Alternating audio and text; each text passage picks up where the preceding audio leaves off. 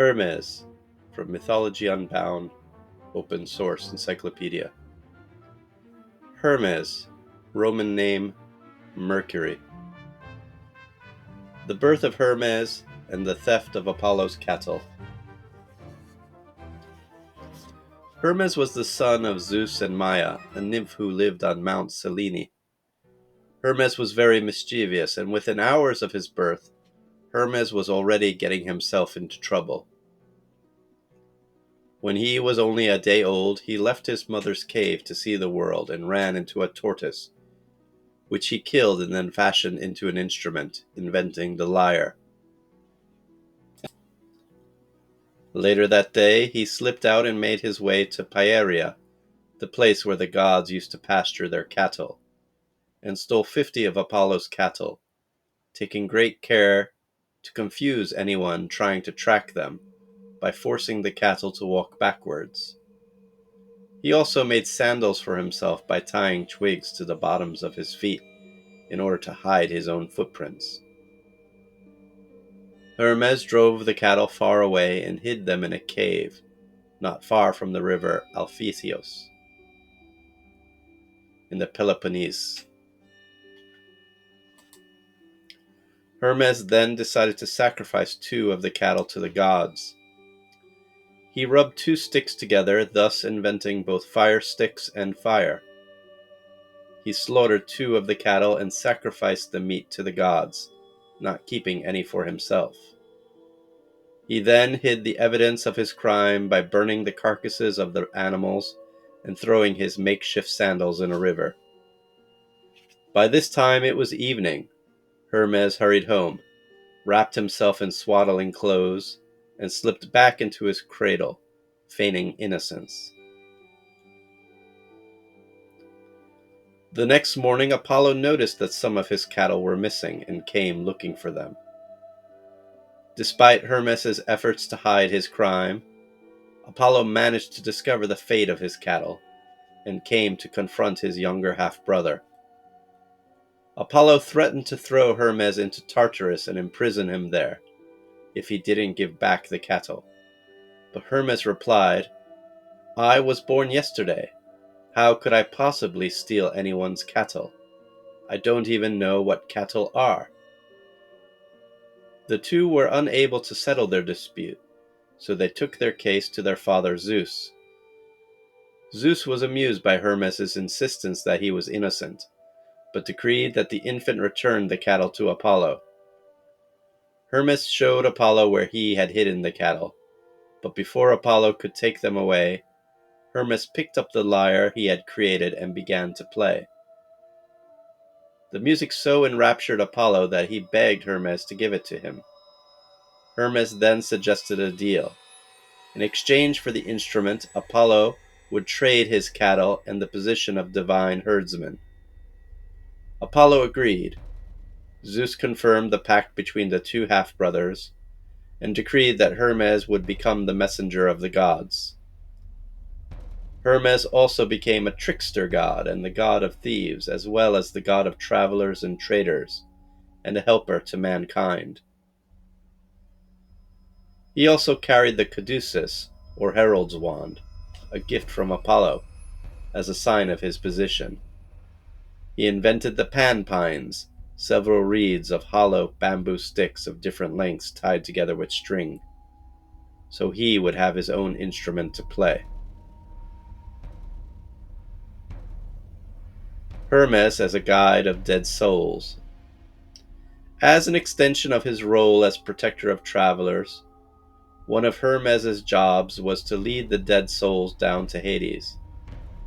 He would take the souls to the river Styx, where Charon the ferryman would take the souls of the dead to the other side as long as they had been buried properly, with a coin placed under the tongue as a payment for Charon.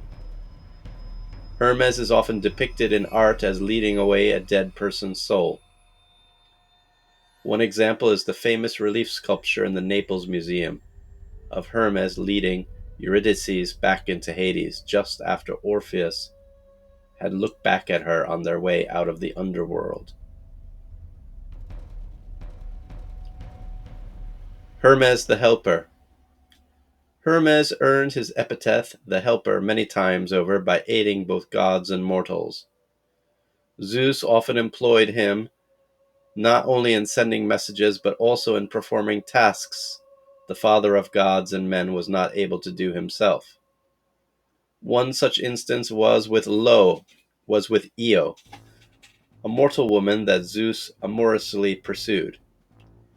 Io was a priestess to Hera, who caught Zeus's eye, and so Zeus sent her dreams, commanding her to join him in the fields where her father kept his flocks. Eventually, she came to the meadow, but when she realized what Zeus wanted, she ran away, and Zeus pursued her. Hera, eager to catch her husband in the act of cheating, had been observing him, and came down from Olympus to confront her husband. Zeus quickly turned Io into a cow to hide his promiscuity from his wife. Hera, who knew the cow was really a woman, asked her husband if he could give her the beautiful cow as a present. Zeus had to acquiesce in order not to give away his trick.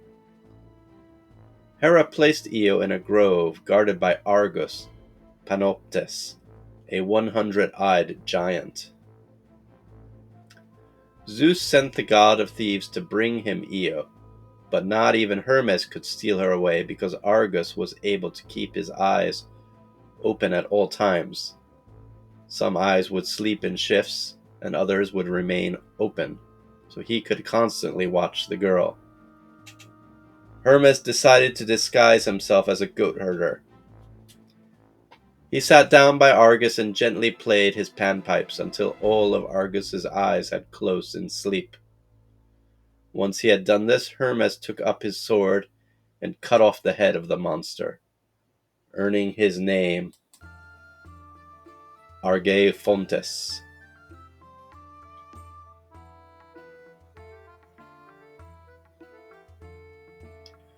Hermes helped his father another time by rescuing his unborn half-brother Dionysus from womb of his mother, Semele, as she perished in the flames. Zeus was not only the beneficiary of Hermes' help. Mortals were also guided by Hermes. He showed Odysseus how to overcome the dangerous witch Circe. He helped Priam, the king of Troy, travel safely into the Greek camp during the Trojan War to plead with Achilles for the body of his son, Hector. And he, along with Athena, gave the hero Perseus all the equipment he needed to slay the Gorgon Medusa. Pan.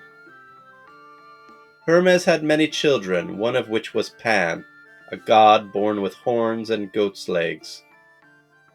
Pan was also said to have invented the panpipes, which he frequently played. Pan was also able to inflict fear or panic, which comes from the god's name, in the hearts of mortals with just a shout. Hermes. Since he was a protector of travelers, statues of Hermes' head and a phallus on stone pillars, called Hermes, were placed along roads, at crossroads, and in courtyards and in town squares for good luck. These statues were taken very seriously, since they were representations of the god. Harm to them could have disastrous consequences.